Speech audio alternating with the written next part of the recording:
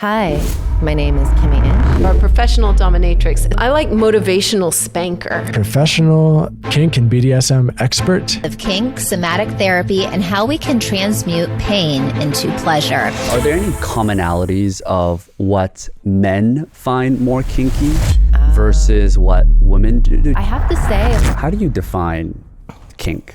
yeah.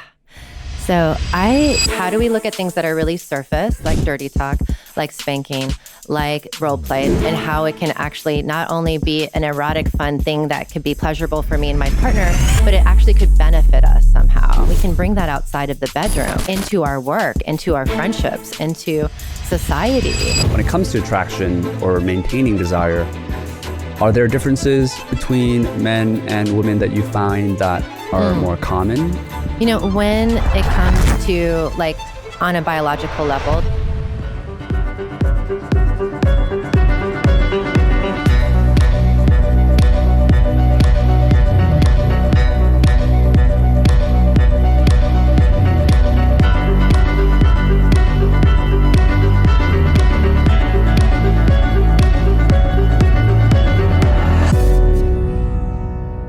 Welcome to Growth Minds. Whether it's your first time here or you've been here before, I'm curious to know what it is that brought you here. And if you can, smash that like button below. It really helps spread our message to more people. All right, on to the episode. All right, boom. Kimmy. Hi. Thanks so much for coming on the show. I'm really excited to be here. Thank you for asking me. Yeah, very excited to have you. Thank you for begging me. No, I'm just kidding. That didn't happen. No, that comes off camera. Come on, we talked about this already. I'm really excited to have you on. This is such a new, fresh topic that I'm personally not averse to. And I'm so excited to just pick your brain about how you've come about this expertise and this experience that you've had.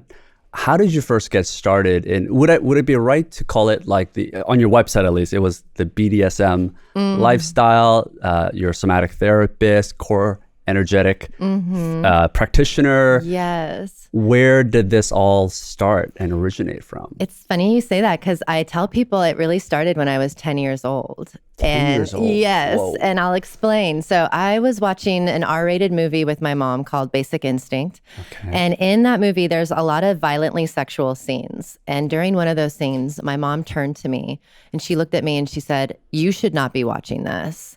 And I'm like 10 or 11 years old at the time. And I just went, like all of these chemicals got released into my body. My heart started racing. My stomach was flip-flopping. My genitals were tingling. I'm sweating. And I remember in that moment thinking to myself, oh, then it feels so good to do things we're not supposed to be doing. Oh, interesting. The restriction Yes, got you. the naughtiness, the excited. taboo of it all. It was like literally the first moment of me really experiencing my arousal and all of these sort of chemicals being released into my body, which I wasn't aware of at the time, but it was such a feeling of aliveness that it had really left this big impression on me. And I talk a lot about these impressions because people get curious around where their desires and fantasies come from. And oftentimes it comes from the impressions that we had as we were growing up around sex, intimacy, relationships, and love. So fast forward and I'm in high school with my first boyfriend and he's 16 years old and I'm 16 years old and we have sex for the first time together. And probably 3 times in, I'm like, oh God, is this it? And I was like, let's switch it up a little bit. Like, let's dress up and pretend we're different people. Yeah. And How old let's were tie you at each that other time? up. Like 16. 16, Yeah, okay. it was my first boyfriend. We were madly in love at the time, as a 16-year-olds can be. Yeah. And he was just like happy to have sex at all. But he was like, why do you need all this weird shit? And I didn't know why at the time. It didn't make sense to me because no one was talking about, you know, these sort of kinky activities that I was interested in. But still, I was imagining and having these creative scenarios in my head that would be considered kinky. Anyway, you know, fast forward again, it's 2001 and I'm living in Tokyo as a DJ. No way. Yes, I didn't know that. that's right. Oh, So cool. my travels, I've been wearing a lot of different hats, I'll tell you. Yeah. So eventually people started asking me to do DJ at fetish parties. And up until that point, my idea of kink and fetish and all of that was like Pulp Fiction, bring out the gimp and like hoods and like just scary, intimidating, intense things, whips, chains, things like that. And that did not interest me whatsoever. But when I started DJing at these fetish parties, it felt like everything clicked into place. I felt like I had come home because I was witnessing these people creating these scenarios that were already in my head, but they were doing it with fun and pleasure and imagination and these crazy costumes and outfits. And especially in a foreign country, in a foreign Japan, where you don't know the language. Like you felt at home there. I did. I was like, oh, these are my people. And Wow. they were so welcoming and really wanted to help educate me in what this whole world was. And I eventually met professional dominatrixes, most of them expats. And they kind of took me under their wing and showed me this world of what it means to be a professional dominatrix. And I just was like absolutely mesmerized by the psychology of it. And also what I didn't actually understand at the time, I was also really interested in the energy that I was feeling in these scenarios. And like, why do we have the desires we have? Why do we have the fantasies we have? And are we actually tapping into what our bodies are truly capable of? So I got really curious. I went back to school to study somatic therapy because I just felt like there was something more for me to learn here. And as a somatic therapist, I was learning about the body, our connection to mind and body, of course, how important that is, but also our own energy and how it's so important to have these relational experiences in order to heal. And we need human contact in order to rewire our brains even. Sure. So along with that training, I was doing some Tantra and continuing my conscious kink sort of journey and bringing all of those elements together. And instead of just doing classic somatic therapy work, I actually let go of my licensure so I wouldn't have the red tape that comes along with being licensed. And I started creating these coaching experiences, because you can say coach and get away with a lot of things. So I was doing these coaching sessions, which were very therapeutic, very educational and very empowering, and helping people kind of feel into like what their bodies were capable of experiencing and how their erotic energy was really linked to their life force and how they show up in the world. So, and this combination you call core energetics. Yeah. So so one of the modalities I trained in as a somatic therapist is called core energetics, which is similar to Peter Levine's somatic experiencing. And it's really, really dynamic. So you're using things like family constellation work. You're using scenarios where you're almost like acting out or like playing out different traumas and having a new experience of it. So your body can have a bodily, visceral experience of something, because again, you have to go beyond your mind in order to heal. So when your body's actually feeling a scenario where it can feel safe and have sort of a do-over situation, that can be really powerful. Put that in an erotic setting on top of it all, where there's sexual energy involved and there's tantra and kinky elements involved, and it just takes things to a whole other level. And what you're doing, instead of trauma-informed care, you're going with a process called pleasure-informed care. You're letting the pleasure of your body lead you instead of the trauma leading you. Interesting. Yeah. So it's a really more positive way to approach really positive and more problem. Sustainable. Also, the idea of moving from our trauma, that's just not a sustainable model. And so it's important to honor those parts and places of ourselves, but it's also like, how do we get back to the truth and wisdom of our pleasure? Because our bodies are wired for pleasure. As much programming as we've received that it's wrong and it's bad and it's self-indulgent, it's actually really a pathway to our healing and our empowerment. How do you define kink? Yeah. So I borrow a definition that Jaya Ma, who created the erotic blueprints, has used, but I've expanded it a bit. So the definition of kink that I live by is that you are turned on by the taboo. And it could be what you're turned on by, or what you consider taboo, or it could be what your culture considers to be taboo, or your religion or society. So for some cultures, talking dirty and premarital sex is taboo, right? And then other cultures, it's okay if you have premarital sex, but you can't do ABC, right? You can't, have gay sex, for example. So there's certain ways that it depends on where you come from, what you consider to be taboo, but it's the taboo nature to kink that gives it the juice that it has. Because without it feeling taboo, there's none of that like electricity and none of that like, ooh, I shouldn't be doing this. Like I told you earlier, my mom said, you shouldn't be watching this. And my whole body had a reaction of like, ooh, I'm not. Oh my God, I'm being so bad. I love it. And that's what kink is essentially. And Yeah. the kind of kink that I work with is conscious kink. So the conscious kink is very similar to regular kink, except that there's a high level of intention for the act of being kinky. So instead of just coming together for a slap and a tickle, you're really coming together to maybe dive into the depths of intimacy. Maybe you want to reach euphoric states to help you sort of interrupt patterns, and you want to feel unconditional love, like very similar to medicine journeys, like MDMA and psilocybin. But there's just a sense of there's more emphasis around the connection of the players as opposed to the experience. So connection's really important, communication, trust, all of these things come into play when you're doing conscious kink. It's very different than just having sex with someone and then like spanking their ass and asking them, who's your daddy? Like that's not the kind of kink I'm talking about. You know what I mean? Right. Do you think, you mentioned Japan and that becoming kind of this hub of where you discover dominatrix and everything. Yeah. Do you think that if taboo and kink really comes from tabooness, do you think that cultures that were more repressed, let's say I grew up, I was born in Korea, very conservative compared to, and I was visiting Japan a lot, very conservative to Canada, obviously very conservative to the States. Do you think that cultures and maybe people that grew up in those more repressed or religious places have more kink that they're suppressing versus someone that's grew up in a very open-minded family? Liberal. Yeah, it's a good question, right? Because even with all of the work I've done on myself, the stuff that I'm interested in and get turned on by, I don't personally think it's that taboo because of my journey in life. But I know my religion, which was Catholic, would think so. And, my family members would think so. So there's an essence that's alive in all of that as well. So yeah, I think there's a lot of connection between how much repression there is in a society or in an individual's life and how that sexual energy has to go somewhere, right? So it doesn't just vanish and disappear. If it's getting squished down and it's getting repressed and it's getting denied and it's getting exiled, it's going to go somewhere. And what normally happens is that it taps into our imaginations. And it's really interesting because our bodies are super clever and really, really smart.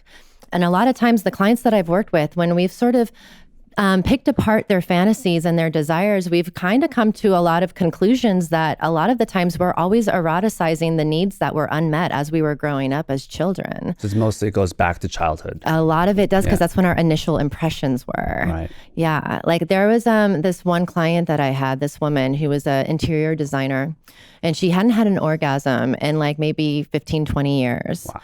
And she had reached out to me because she had seen sex therapists, she'd seen doctors, she's done all the things she could think of. Still, even if she was self-pleasuring, she could not have an orgasm. But she was very interested in the idea of BDSM and kink and had reached out to me because she had heard about the energetic work that I was doing. So I sat down with her and I do these like 2-hour intakes. And I got a lot of information around what are you into? What are you interested in exploring? And then I start digging into the history. And I started asking her a little bit about, tell me about your relationship to sex growing up. Like, how did you learn about it? What were the impressions that you had around sexuality? Like, were your parents affectionate with each other? Like, tell me all the things. What she shared was that when she started learning about her body and exploring her body around 3 or 4 years old, she remembers like playing in her bed and she was like rubbing her genitals on a pillow, and she realized that made her feel really good. So she was like, oh, this is cool, and so as an innocent child does, was like, I'm going to follow the pleasure. I'm going to follow this. That's most people, not thinking right? There's anything bad about it. But when she would get caught, her mother would scold her, she would beat her, she would punish her, all of these sort of things. So she would keep trying to follow the pleasure, but when she would get caught, she would continuously get punished to the point that she said it's too dangerous. Her body made a decision, it's too dangerous to have pleasure. Because if I'm caught having my pleasure, I could be punished for it, or I could be unloved. And if to a child with that, they think their parents are their whole world, that could mean death to a child. Right. So it's almost like this life or death situation. So I'm, collecting all this information. I know she shared some of this with her therapist in the past.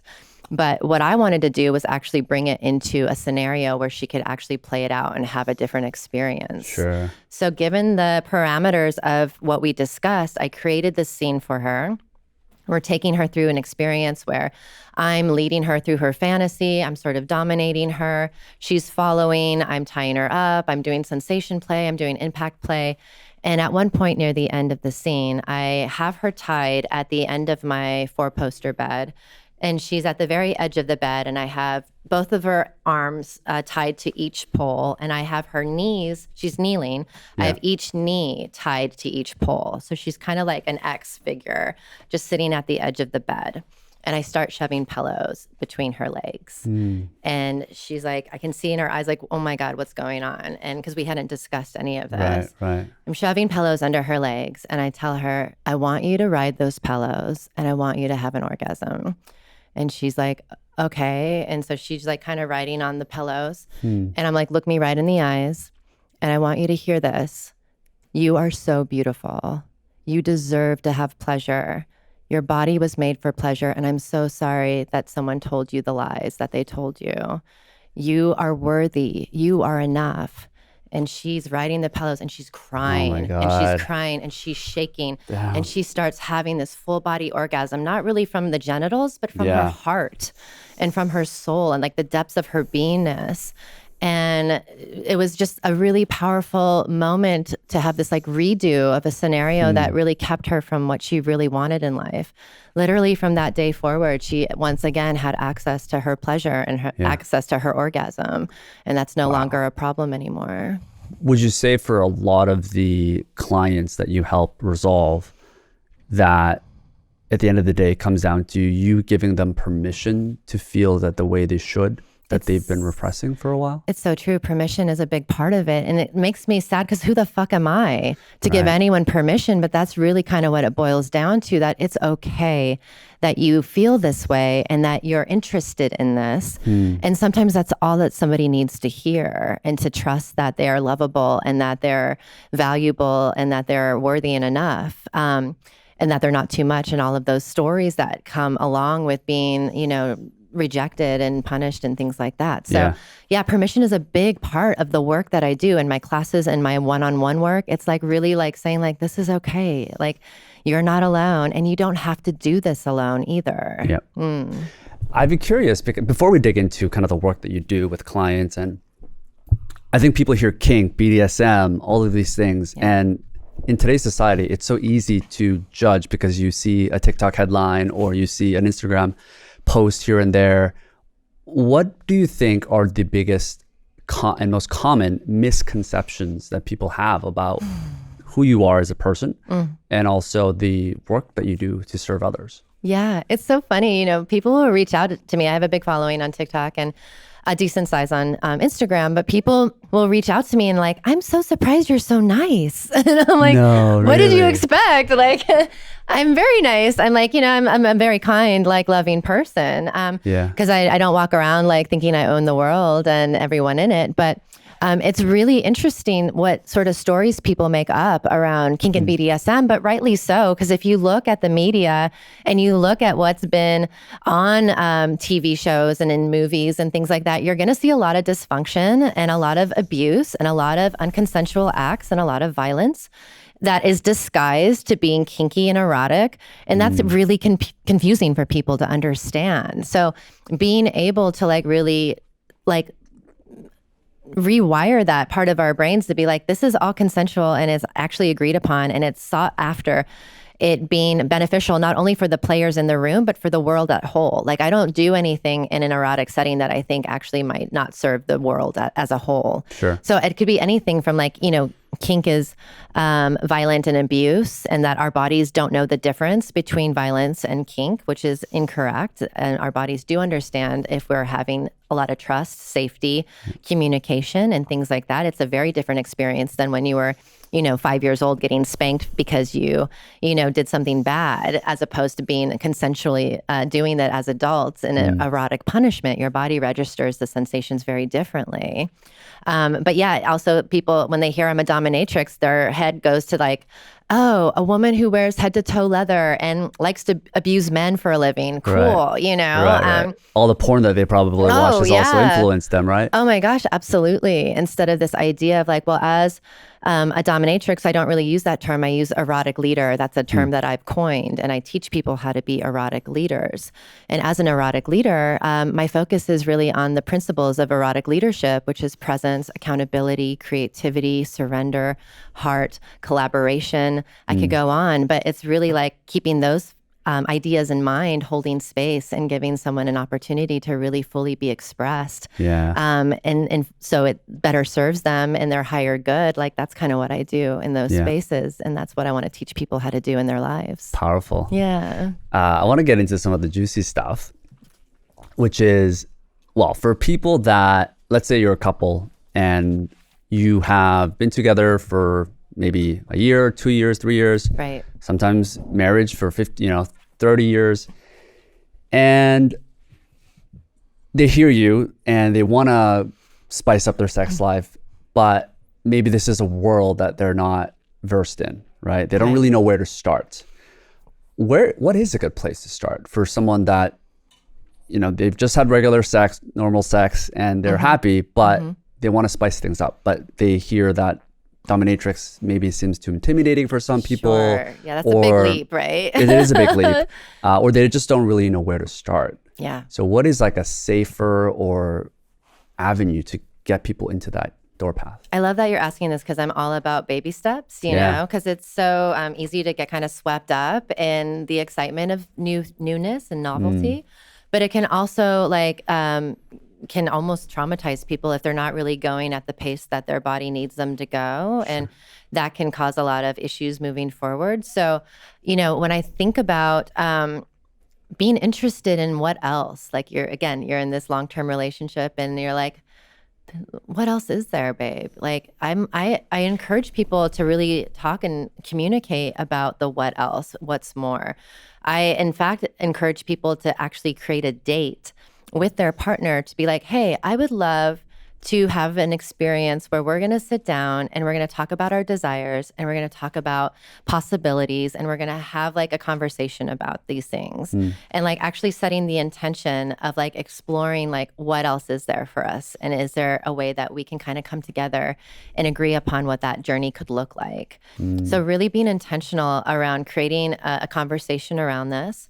And then there's a lot of resources that you can incorporate into this conversation if you like. I have a free kink checklist, which is basically a list of possibilities. Okay. That's all it is. And when I say kink, once again, keep in mind that it's just sort of an idea that some of these might feel a little naughty and a little taboo, depending on where you come from. But essentially, it's just a list of possibilities that you can explore with your partner. And you can actually sit down with your partner and not necessarily go through a list of like spanking, yes, bondage, no, dirty talk, yes. Like it's not like that kind of checklist. It's just an opportunity to start a conversation around like, when you see these words of spanking or bondage, like how does it make your body feel? Do you feel curious?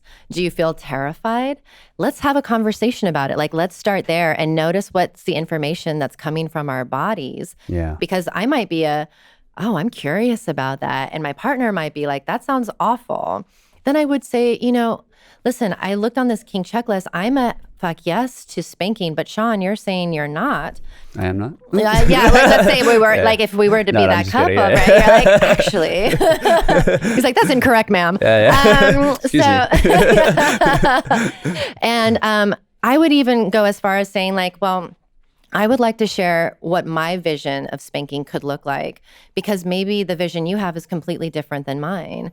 Like yours might be, again, you didn't do the dishes right, I'm going to punish you and spank you. Mine might be like, I have this vision of like using it to move energy in my body. And in fact, in this very tantric sense, our hands and our arms are extensions of our heart, our fourth chakra. Sure. And when you're spanking someone on their bottom, you're actually activating their first chakra. So I have this idea of being spanked in this way where my partner's really in their hearts, they're extending their hearts through their hands, they're touching my first chakra, and we're manifesting wealth and abundance in my life. Like that's the kind of spanking I'm talking about.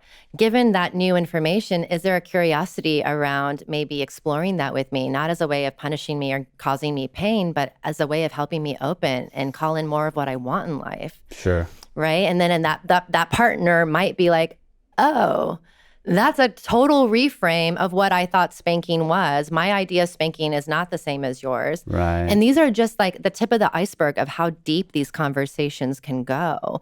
And then you can also, dive into like what has been some of your turn-ons, over the years, and what are the things you've always wanted to try and never felt like the courage to talk about. And just talking about those things can be so vulnerable and so connecting and so enlivening to the spirit. You know what I mean? So. Sure. First things first, like see if you can actually have a conversation. If you're not in partnership, I would still recommend looking at this kink checklist and feeling into your body and feeling into, where are you at right now in your life? Where are some of the places that feel excited about some of these possibilities? Where are the fears lying? Because there's a lot of gold in that information. There's so much gold. We take so much for face value and at the surface. Right. But if we were willing to dig a little deeper, there's so much that can be gained and learned from that information. So true. Because I think if you're not in the world, maybe because you have different perspectives of like what it even means to be kinky in a relationship or with sex, that checklist is so important because it opens up ideas that maybe you didn't even know existed. And it just kind of allows you to have the conversation in the first place and put a safe place to do that. Yeah. For people that maybe are just about to explore this, are there any commonalities of what men find more kinky versus what women do, just based on your experience? Yeah, people are very curious around those questions. And I have to say, like, it's really hard for me to generalize in these scenarios often. Sure. Because there is such a wide variety. It's almost like more interested in like where has some of their family history lied and some of their like initial impressions around sexuality. There might be some similar veins as opposed to gender specifically. Yeah. But oftentimes, I work with a lot of men who are dealing from shame because they're interested in the idea of submission. Like they're really interested in being dominated by a woman or by someone. And a lot of men struggle with that. There's a lot of masculinity, our culture ego, that's like, how could you let a woman dominate you? Oh my God, like you're so weak and things like that. I remember I was at this play party. I hold a lot of play parties in Austin. And I had this couple approach me and the woman was really excited and the man was very reserved. And she's like, I really want you to dominate my partner. And he's never been dominated before. And I was like, is this something that you want? He's like, I don't know. I feel like I've never done this. I've always been dominant my whole life, but I'm curious about it. And you come really highly regarded. And so I'm curious. And I was like, okay, let's talk a little bit about like, what are some of the fears? And he's like, well, I don't want to be emasculated and I don't want to feel weak and I don't want to feel like pathetic. And, I don't want to feel bad about myself. And I was like, okay, like what if we created a scenario where it was actually in service to your wholeness? And like, I was actually going to actually step into the authority, not to have power over, but to have power with. So I created this scenario for him where we basically played into the scenario that it was in ancient times. And in ancient times, men would go away to war for months and months at a time. Right. And before they were able to return back to society after the war was over, they would have to stop at the temple where the priestesses lived. And the priestesses would use a variety of different tactics to help mend the men and help bring them back to their hearts again. They would use everything from, sexual tactics to kinky tactics and literally taking off the armor they were wearing, but then also figuratively and energetically taking off the armor that was there. Sure. So I was applying this context to the scene that we were doing and letting him know this is to help you take off your armor because the war is over. Come back to your heart again, while incorporating things like impact play, bondage, things of that nature. But the context was different. And he was just crying and like felt like so held and so seen because me and his partner, she was also acting as a co-priestess as part of this experience. The more dominant? Yes, exactly. Okay. Exactly. So it was the more dominant role technically, but essentially it didn't feel like we were trying to dominate him in the sense of what we were trying to uplift him and up-level him and guide that process. So giving him a completely different reframe.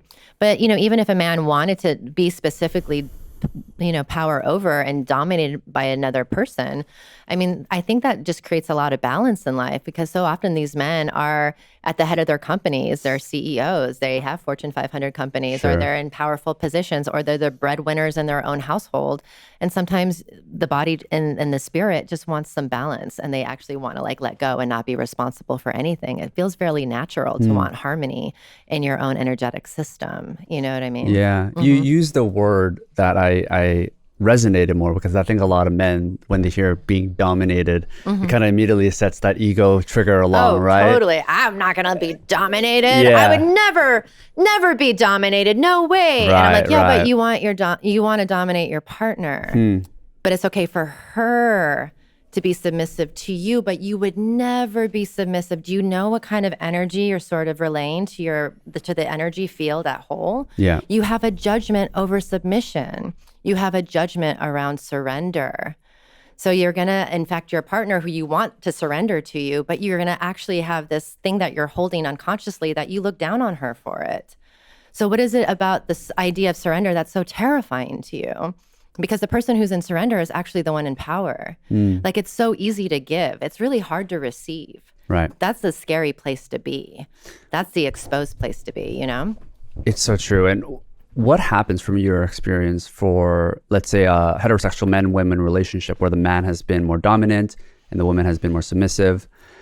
If a man finally is able to surrender, that was the word that you used, I think, which more men can probably resonate with listening to this. Yeah. What happens to the man's emotions, their feelings, their outlook on life, whatever they might have been repressing when they're able to surrender? And what happens to women when they reverse that role from being submissive and step into their power? Anything is possible. That's the really cool part about it. You know what I mean? Like, again, you're right. Submit is very different than surrender. So like, I'm glad that you actually called that out and forward. So thank you for that. Because that could be a really great reframe for people to really connect to. Sure. Because there's a lot of women that submit, but they don't necessarily feel like they're surrendering either. Right. So it can be this like complex thing that's happening.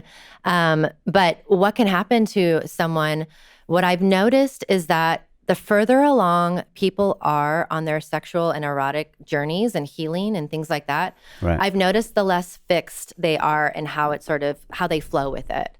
So what I've noticed is the more healing and more integration that happens, most of the time men and women aren't like really fixed in these roles. They're more like fluid. They might even be more switchy and be like, oh, I might go with the flow here. Like I think about I think about erotic encounters like partner dancing. And if you think about a tango, for example, like you'll notice like there's a man and woman usually, and the man's leading in this scenario and he's dominating the thing and she's beautiful following him. And next thing you know, she slaps him in the face. Like that is a very, very tango-y thing.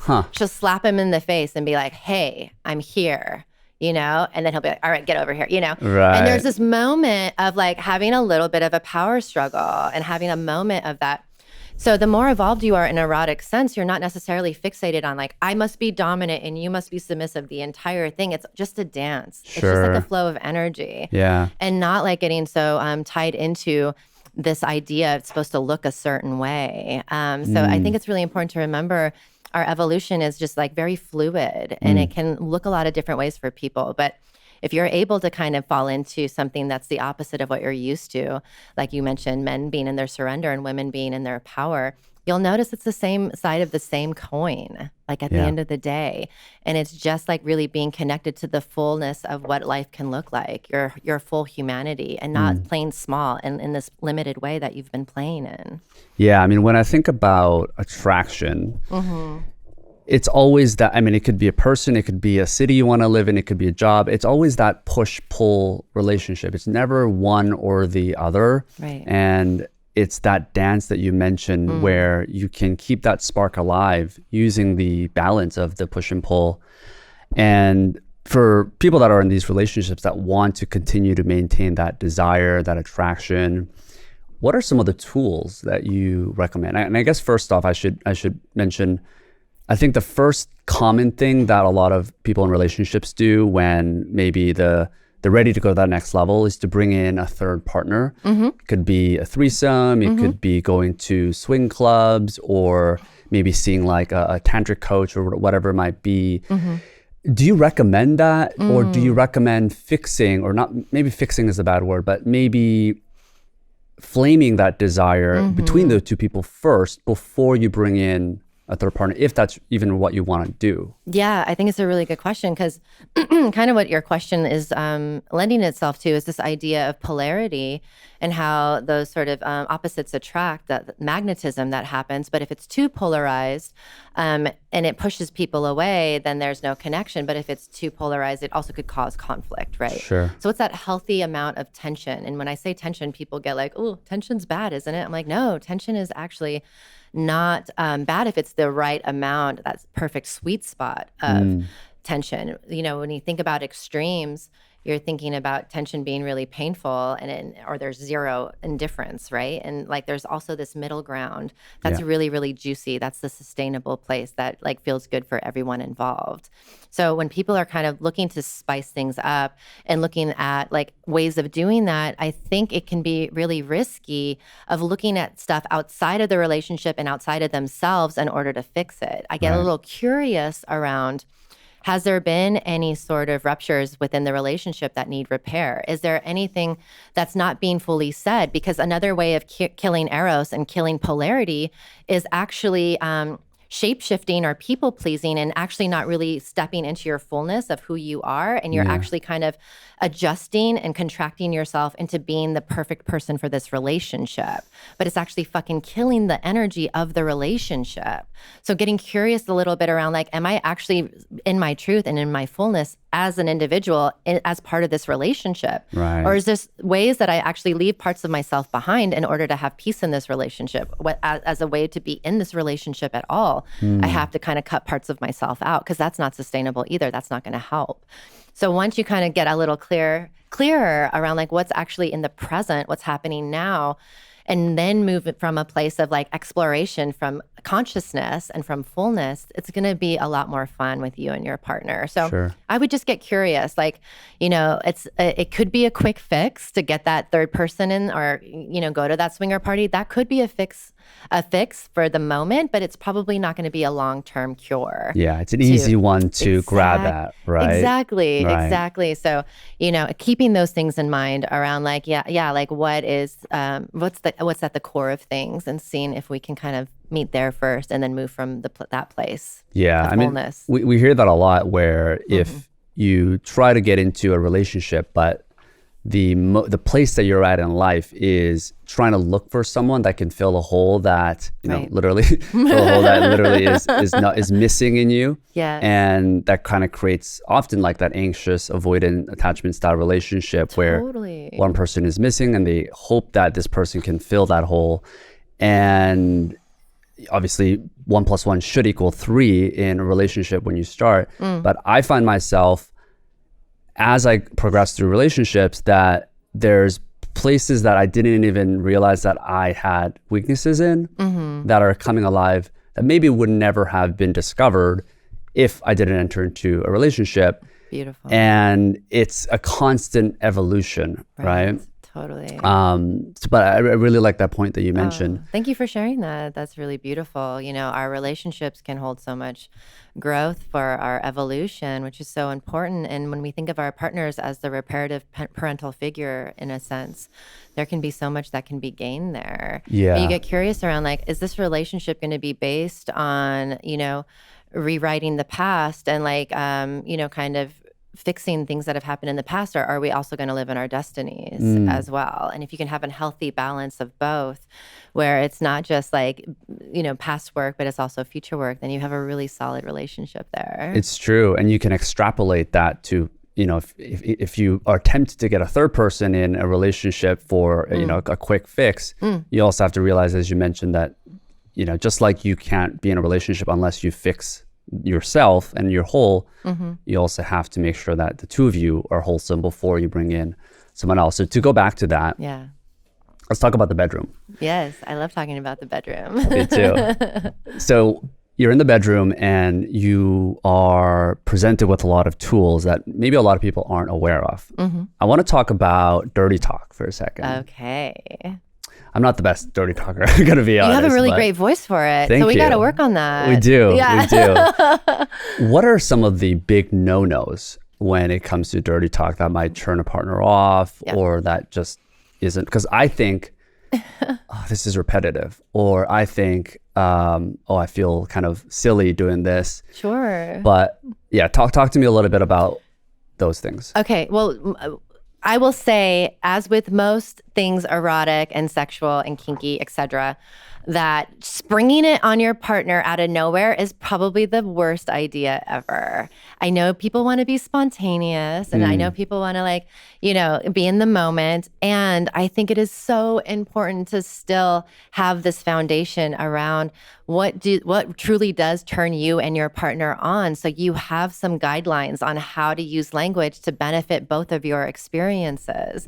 So often, you know, in the heat of the moment, somebody's like calling someone daddy and the guy's like, "Ooh, I don't like being called daddy," you know, and like there's things that happen because there was no conversation about it. And it's so important to like, again, sit down with your partner and be like, let's talk about what turns us on, not just like the physical activities that turn us on, but like what sort of language would you like to hear? Like, have you noticed there's certain words that you like? Do you like being called a good girl, for example? Do you like being called a dirty little slut? Like those are two very different scenarios, you know, and like really getting clear on like what feels good to the person in the moment. Is a really important thing to recognize. And also to like give yourself some leeway to say like, hey, we're trying this out and we may not even really know, but like, let's give ourselves a little bit of grace while we kind of explore this a little bit. But as far as I know, I feel like I'd really like more reassuring language and praise and things of like that I'm sexy and beautiful and instead of like that I'm a dirty bitch, whatever, like, you know what I mean? Instead of downgrading. Also, there's another thing, you know, there's a possessive aspect of dirty talk that might be really important. So not just saying like, you're a good girl, you're my good girl, you're not a slut, you're my slut. Like that little difference can make a whole, you know, scene go in a different direction, essentially. So there's like these little concepts because words are spells and language is really, really powerful. And I like to use really affirming language that, you know, supports my partner into remembering their greatness and their brilliance and things like that. Even if they're interested in humiliation, I'm able to kind of elevate that sort of talk so it actually benefits them in some level. So, and that's also understanding their love language, right? Like some people really have a turn on for words and affirmation versus touch, perhaps. Yeah. And also, so that what you're mentioning is a really good point because that's an idea of how do I get more attuned and understand the manual of my partner while they understand the manual of me. So love languages is a good thing to know. Yeah. Asking them what their erotic blueprint is a really good thing to know. You can take a quiz online. Yeah, okay. So the Erotic Blueprints was created by a woman named Jaya Ma, and her work has been really helpful for people to be able to attune to their own desires. And it's similar to the love languages, except it's for turn-on, intimacy, sex, and arousal. So you can take a quiz online and you can find out based on your answers what erotic blueprint you might be. It's energetic, sensual, sexual, kinky, and shapeshifter.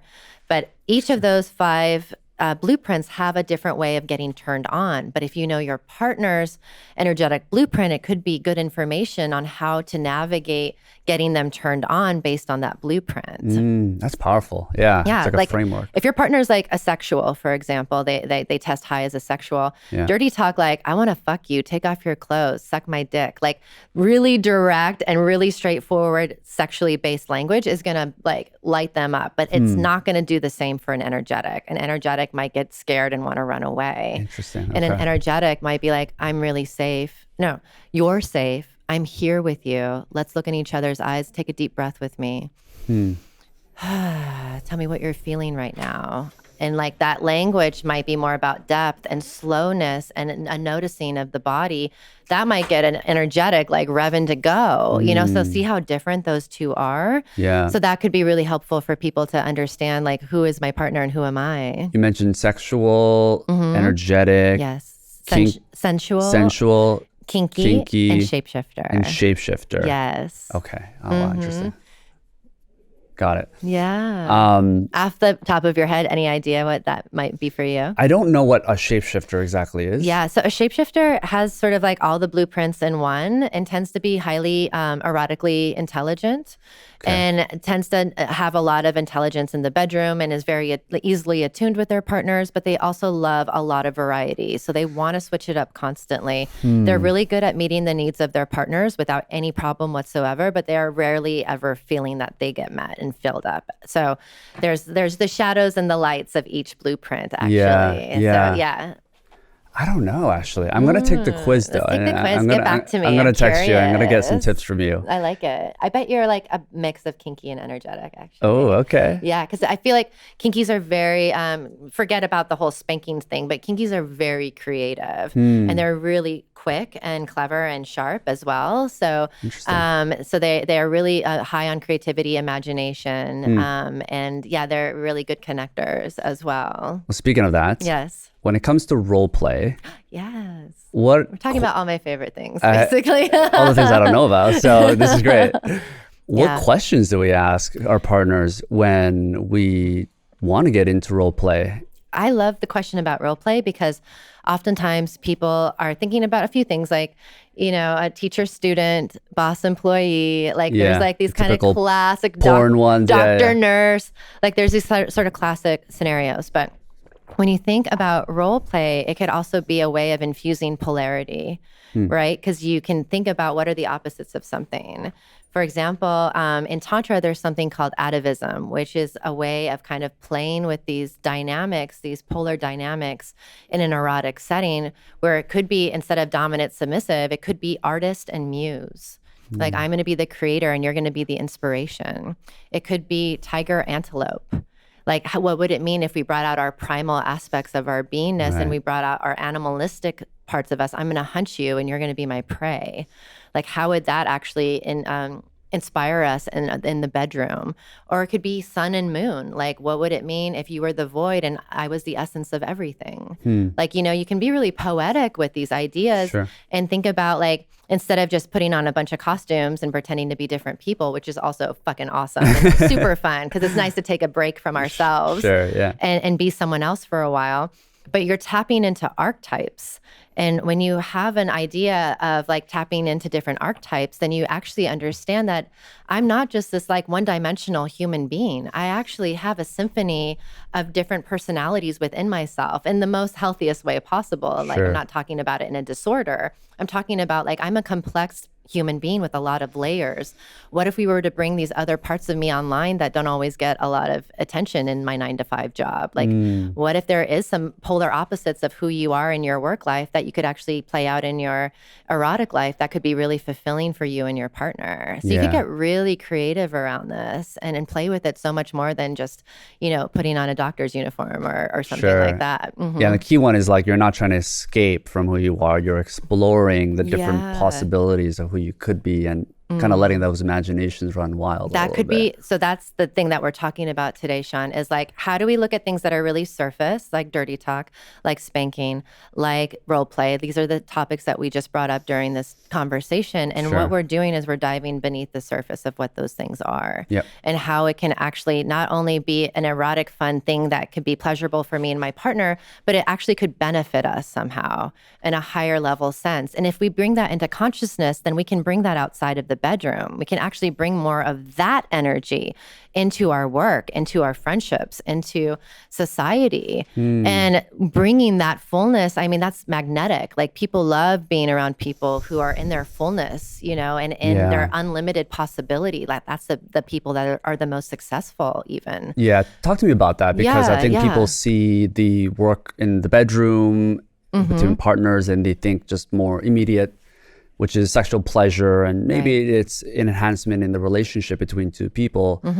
But I think it's rare that people talk about what it does to yourself, an individual self, where it's not just about the sexual part, it's about what you bring to the workplace that you mentioned. It could be the family, it could be your own confidence. Like, talk to me a little bit about the benefits when we're able to open up more sexually in ourselves. Yeah, totally. You know, it's interesting because that kind of energy, the sex energy we're talking about, the erotic energy, is our life force energy, and it's part of our creativity and our aliveness and our vibrancy. And it's a shame and a waste if we're just keeping that like that vibrancy, aliveness, and pleasure, orgasmic pleasure, in the bedroom. Like that's such a small way of living life, and that's such low-hanging fruit. So like the idea of like, if you can bring that orgasmic, vibrant, creative life force outside of the bedroom, that's not sexual. We're not talking about being inappropriate or, infringing on other people's rights. We're not talking about that. We're talking about bringing that level of aliveness and creativity and vibrancy outside of what you're creating in the bedroom and into all facets of your life. And knowing how to channel that energy. I think Abraham Hicks actually said, he who has the power is the one who can influence energy. So how are you influencing your own energy, and how do you influence the people around you and their energy? When you have that as a mastery in the bedroom, in the most vulnerable, sensitive place you can have it, you can take that into any scenario, ultimately, because that is the core of our beingness. But that's usually the part of ourselves that people don't really take a look at most times. It's not the tangible part, but we all have been in a room, or we've been on a date, or we've been in the workplace talking to people, and you talk about it, right? Oh, this person has good vibes, or there was certain energy about this venue, I feel this good when I'm conference, around this them. event. I feel more alive when and hopeful when I'm around them. It's infectious. It's contagious. And that's what you're talking about, That's right? exactly what I'm talking about. It and brings it's that out in something you. that people do naturally, and that's amazing. But it also can be learned, and it can be cultivated just as much as well. And there's a lot of different ways you can go about it. I just like the way I do it, because I think it's the most fun and pleasurable way of doing it, essentially. But there's lots of ways you can access this side of yourself. Powerful. Yeah. So we talked about verbal, the Yes. dirty talk. We talked about using creativity, which is the role playing. Yeah. When it comes to touch, I know you mentioned there's like 5 different elements of touch. Can you just walk us through, like, because people think of touching as spanking, basically, when it comes to the bedroom, right? But there's so many layers and different varieties that you can incorporate touching into pleasuring your partner. Absolutely. What are those 5, and can we just quickly go through those? Absolutely. So, I like, this is a very tantric lesson, just wanting you to know where it's coming from. And we talk about the 5 elements of touch. So we think about what the elements are. So if we're thinking about fire, for example, the physical touch I would be giving someone would be rough, and it would be invigorating, and it would maybe even create heat in my body and their bodies, etc. Water would be like really flowing along the person's skin, and like, creating an idea of just flowing of energy. Air would be very, very light. It could be just like the fingertips or the very tips of the pads of the fingers or the nails. Right. It could be like blowing on somebody's skin as well. You could actually bring your own air That's into the air, it. right. Yeah. Earth would just be like really deep pressured touch, where it just feels like you're really grounding the person you're with just like pressure and stillness and intention. And then ether is just it's a hovering over the skin, where you're actually using energetic touch, where you're not actually physically touching the person, but you're moving your energy along their bodies and giving them that sort of sense. So it's actually really cool when you think about bringing in the elements to the erotic world, because then you're sort of feeling this communion with nature almost. And it's actually really natural for humans that we've kind of gotten away from. We're so sort of dependent on our sex tech, which is great. It's nice to have options and bells and whistles. Yeah. But people become really dependent on, things that are outside of themselves in order for them to have pleasure. So it's like, how do we get back to our capacity and what we actually already have and what we're already sitting on, and just go deeper with it? Yeah, it just reminds me of the layers that you go into. I mean, just within the one component of maintaining desire and attraction in the bedroom, you just laid out 5 different tools